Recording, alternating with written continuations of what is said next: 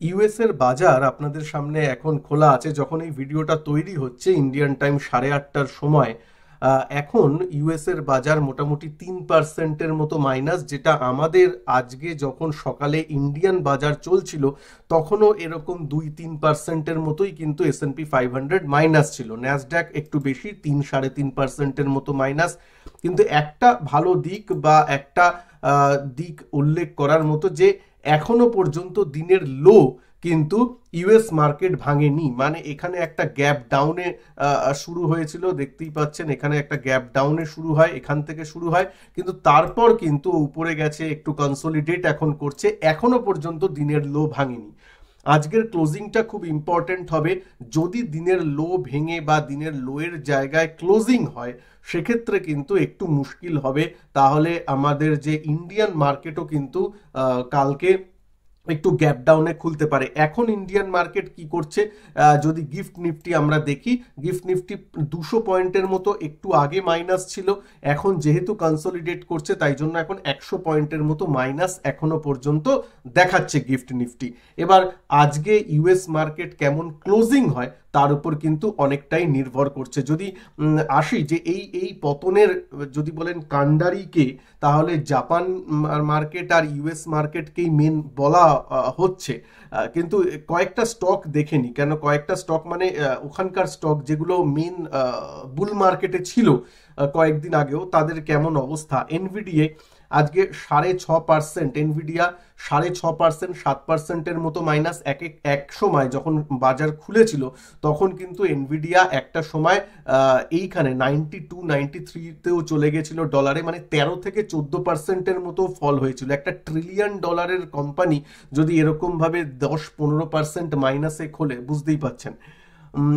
সব across the board, Tesla 5% minus, Microsoft 3% minus, Meta মানে Facebook 3% minus, Amazon 4% minus, Google 2.66% minus. যদিও প্রত্যেকটা স্টকে একটা জিনিস লক্ষ্য করুন যে দিনের লো এইটাকে কিন্তু ভাঙেনি, এবং দিনের লোকে মানে সাপোর্ট রেখে ও কিন্তু উপরের দিকে যাওয়ার একটা প্রবণতা দেখাচ্ছে। যদিও ইউএস মার্কেটকে বোঝা বড় মুশকিল, কারণ ইউএস মার্কেটে হঠাৎ করে ধরুন মাঝে মাঝেই কেউ এসে কিছু একটা বক্তব্য রেখে দেয় বা কেউ একটা টুইট করে দেয়, সাথে সাথে কিন্তু মার্কেট অন্যভাবে রিয়্যাক্ট করে যায়। সেইগুলো কিন্তু একটু মাথায় রাখতে হবে। কেন মাথায় রাখতে হবে? স্পেশালি আজকের দিনে ভিক্স ভিক্স কিন্তু পৌঁছে গেছে কোভিড লেভেলে। আমি উইকলি চার্টে আসি, ভিক্স কিন্তু পৌঁছে গেছে কোভিড লেভেলে। ঠিক আছে, আপনারা শুনলে অনেকেই অবাক হয়ে যাবেন। দেখুন এইখানে আজকে যে স্পাইক দিয়েছিল সেটা এইখানে এই লেভেলের স্পাইক, যেটা কিন্তু এই সব কোভিড লেভেলের হাই দেখতে পাচ্ছেন, এইখানে হাই কয়েকদিন ধরে হাই করেছিল বা কয়েক উইক ধরে হাই করেছিল। এই যে স্পাইকটা হয়েছিল 2020, 2019-20 নাগাদ, এই স্পাইকের কাছাকাছি কিন্তু এই ভিক্স পৌঁছে গেছে। ভাবা যায়, জাস্ট কিছুই শুরু হয়নি, মানে একটা দুটো একটা ডেটা পিএমআই ডেটা একটু খারাপ এসেছে, তাতেই কিন্তু এই রিয়াকশন দেওয়া শুরু হয়েছে। এইটা তখনই হয় যখন লিকুইডিটি ড্রিভেন মার্কেট হয়, ফান্ডামেন্টালের থেকে আগে একটু বাজার চলে যায়, অনেক স্টক কয়েকটা মানে খুব অত্যধিক পিই লেভেলে চলে যায়। যেমন এনভিডিয়ার মতো একটা ভালো, মানে ঠিক আছে ভালো স্টক, কিন্তু তারও পিই প্রায় 60-70-এ চলছিল, 80 ছুঁয়ে গেছিল। যে কোনো একটা লার্জ ক্যাপের ক্ষেত্রে 80 পিই বা 90 পিই একটু ওভার ভ্যালুড দিকে যায়। তাই জন্য যখনই একটু খারাপ খবর আসে ইকোনমিতে বা লক্ষ্য দেখা যায়, তখন কিন্তু একটু প্যানিক সেলিং হয়। তো সেই ব্যাপারটাই কিন্তু হয়েছে বা হচ্ছে বলে মনে হয়। সেই জায়গাটায় আমাদের কিন্তু একটু নজর রাখা উচিত। ভিক্স ওখানে অ্যালার্মিং। তবে একটা দিক ভালো, যখন এই ভিডিওটা করছি মার্কেট কিন্তু নিচের দিক থেকে একটু হোল্ডিং করছে। যদি হোল্ড করে তাহলে এবার আমি আমাদের বাজারে আসি যে ধরুন এখানেই বন্ধ হলো মার্কেট, তাহলে আমরা কি করব? কালকের বাজারে কি একদম লাফিয়ে পড়ে আমরা তাহলে কেনাকাটি শুরু করে দিই, সবকিছু ঠিক হয়ে গেছে? প্রথম কথা, আজকের ক্লোজিংটা তো অবশ্যই দেখতে হবে। ইউএস মার্কেটে আবার বলেছি, ভিক্স যখন এত বেশি তখন এই চার্ট দেখে বিশ্বাস করা যায় না। ভোলাটিলিটি বেশি মানে কি, হঠাৎ বাড়ছে হঠাৎ করে কমে যেতে পারে, একটা ক্যান্ডেলে 100 পয়েন্ট নেমে যেতে পারে। বুঝতে পারছেন ব্যাপারটা কি? মানে 1%, 2% মতো কারেকশন হয়ে যেতে পারে এক দুটো ক্যান্ডেলে, এরকম হতে পারে। ভিক্স কোভিড লেভেলে চলে গেছে প্রায় ওই ওই মার্কেটে। আমাদের মার্কেটে আসি, আমাদের মার্কেটে যদি বলেন 24,000 আজকে একটু ম্যানেজ করার ব্যবস্থা হয়েছে। এখানে কোনো রকম ওরকম যে বুলস অ্যান্ড বিয়ার্সে মধ্যে এই করে বুলসরা জয়ী হয়ে গেছে বলাটা ঠিক হবে না, যতক্ষণ না 24,200 উপরে আমরা সাস্টেন করছি। কিন্তু তবুও যদি দেখেন ব্যাপারটা যে একটু 24,000-এর উপরে ক্লোজিং দিয়েছি, পরবর্তী দিনের জন্য মানে কালকের জন্য যে লেভেলটার দিকে আমাদের প্রথম নজর থাকবে সেটা হচ্ছে 24,000 থেকে 24,200, এই লেভেলের দিকে কিন্তু নজর থাকবে। এই লেভেলটা যদি হোল্ড হয়, 24,000 তো আজকে ক্লোজিং বেসিসে ঠিক আছে, যদি 24,200-র উপরে যায় তাহলে একটা দিন দেখব। আমি পার্সোনালি আমার কথা বলছি, নিজেরা ডিসিশন নেবেন অ্যানালিসিস করে। কেনাকাটি যারা স্পেশালি সুইং ট্রেডিং করেন তাদের জন্যে বা আমার পার্সোনালও ভিউ এই থাকবে যে 24,200-র উপরে আমি দেখব একটা ক্লোজিং, অ্যাটলিস্ট 24,200-র উপর আমি এক্সপেক্ট করব, তারপর ডিসিশনটা নেওয়া আমার মনে হয় একটু বেটার হবে। তার আগে করাটা একটু হঠকারী ডিসিশন হয়ে যাবে। কয়েকজনের প্রশ্ন এসেছে, আমি আজকে মার্কেট আওয়ার্সের সময় আপনাদের ভিডিও করে বলেছিলাম ওয়ার্ল্ড মার্কেট ক্র্যাশ, এখানে কারণগুলো নিয়ে আলোচনা করেছি। প্লিজ এই ভিডিওটা দেখে নেবেন। এই ভিডিওটার লিঙ্ক আমি এই যে ভিডিওটা দেখছেন তার শেষের দিকে এন্ড স্ক্রিনে দিয়ে দেবো, ক্লিক করে অবশ্যই দেখবেন। 3টে মেন কারণ আমি আলোচনা করেছি। আবার বলি, দুটো যে ব্যাপার তার মধ্যে ইম্পর্টেন্ট। প্রথম কথা, আমি ইনভেস্টমেন্ট আর ট্রেডিংকে একটু আলাদা করুন। ইনভেস্টমেন্ট ব্যাপারটা যেটা লং টার্ম, 5 বছর 10 বছর 3 বছর, এই যে ইনভেস্টমেন্ট, সেখানে ভালো স্টকে যদি থাকেন ইটস ওকে।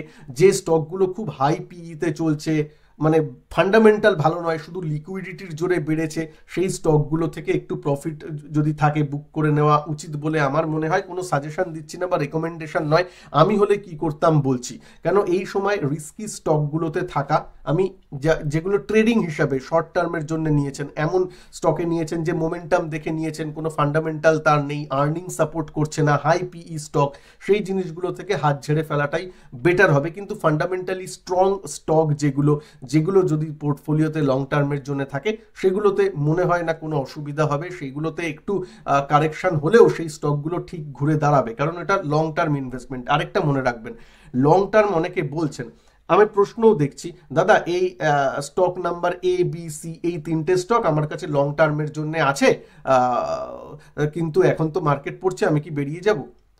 লং টার্মের জন্য যদি থাকে, 5 বছর 6 বছর জন্য যদি থাকে, এরকম যে মার্কেট কারেকশন, এরকম প্রচুর আপনারা পাবেন, প্রচুর।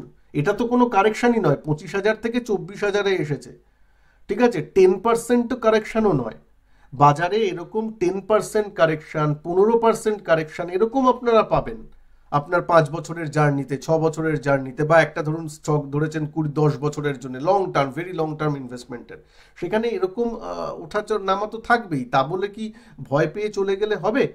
দাম দেখে শুনুন, যে স্টকগুলো দাম দেখে শুধুমাত্র নিয়েছেন সেই স্টকগুলো থেকে বেরিয়ে যাওয়াটাই ভালো। যে স্টকগুলো আপনি বিজনেস দেখে নিয়েছেন, ইনভেস্টরদের বলছি, যে স্টকগুলো আপনারা বিজনেস দেখে নিয়েছেন, বিজনেস বুঝে নিয়েছেন, সেই স্টকগুলোতে কিন্তু থাকা যায় বা থাকা উচিত, কারণ সেগুলো আপনি বিজনেস দেখে নিয়েছেন। এটা মাথায় রাখবেন। বিজনেস দেখে নেওয়া আর দাম দেখে নেওয়া, এদিকে বলা যে আমি লং টার্ম ইনভেস্টমেন্ট, দুটোর মধ্যে পার্থক্য আছে।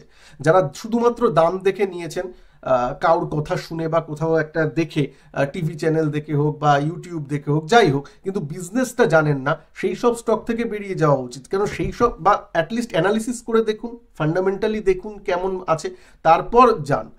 বিজনেস দেখে না যারা নেন তারা নিজেদের প্লিজ ইনভেস্টার বলবেন না।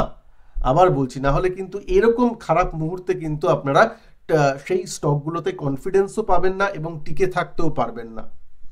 ঠিক আছে? সুতরাং ইনভেস্টর আর ট্রেডার সম্পূর্ণ আলাদা অ্যাপ্রোচ থাকবে। যদি বলেন এখন কি অ্যাড করা যায়, না, এখন অ্যাড করার কোনো দরকার নেই। প্লাস আমি অ্যাড করব না এখন লং টার্ম পোর্টফোলিওতে, আরও 1-2 দিন দেখি একটু গ্লোবাল ব্যাপারটা একটু থিতিয়ে যাক, তারপর অ্যাড করার যথেষ্ট সুযোগ আছে, কোনো অসুবিধা নেই। 10-15 বছরের গোল থাকলে ওই মার্কেট পালিয়ে কোথাও যাচ্ছে না। কিন্তু শর্ট টার্ম আমি আগেও বলেছি, বাজেটের দুদিন আগে আমি আমার সুইং পজিশন শেষ করে দিয়েছি। কোনো রকম সুইং পজিশন আজকের ডেটে আমার হাতে নেই। মার্কেট আবার দাঁড়াক, তারপর আমি আবার নতুন করে সুইং ট্রেডিং মানে স্টক স্পেসিফিক ব্যাপারগুলো নেব। যাই হোক, আজকে ইউএস মার্কেটের দিকে আপডেট থাকলো। ভিডিওটাকে একটু লাইক করে দেবেন। কথা বলতে বলতে নতুন হাইয়ের দিকে যাচ্ছে, এটা একটা ভালো দিক যারা বুলসদের জন্য। কিন্তু একটা কথা বলবো, মার্কেটে আজকে কি হয় আমি কিন্তু ইউটিউবের আজকে কমিউনিটি পোস্টে দিয়ে দেবো রাতের বেলা মার্কেট কি হয়, কততে শেষ হয়। প্লাস আপনারা টেলিগ্রাম গ্রুপে, আমার ফ্রি টেলিগ্রাম গ্রুপেও কিন্তু জয়েন করে রাখবেন। কোনো মার্কেটের আপডেট থাকলে, স্পেশালি ইউএস মার্কেটের রাতে কি হচ্ছে আমি জানাবো, সেটা কিন্তু তার জন্য ফ্রি জয়েন করে নিন। আমার এই ভিডিওর নিচে ডিসক্রিপশন বক্সে লিঙ্ক পেয়ে যাবেন বা কমেন্ট বক্সে লিঙ্ক পেয়ে যাবেন। আর যে ভিডিওটা বললাম যেখানে আমি মেন কারণ এই ফলের নিয়ে আলোচনা করেছি, প্লিজ সেই ভিডিওটা দেখে নেবেন। ভিডিওর লিঙ্ক এখানে রইল, স্ক্রিনে ক্লিক করে দেখে নেবেন। ভালো থাকবেন সবাই, ভিডিওকে লাইক করে দেবেন। নমস্কার, জয় হিন্দ, বন্দে মাতরম।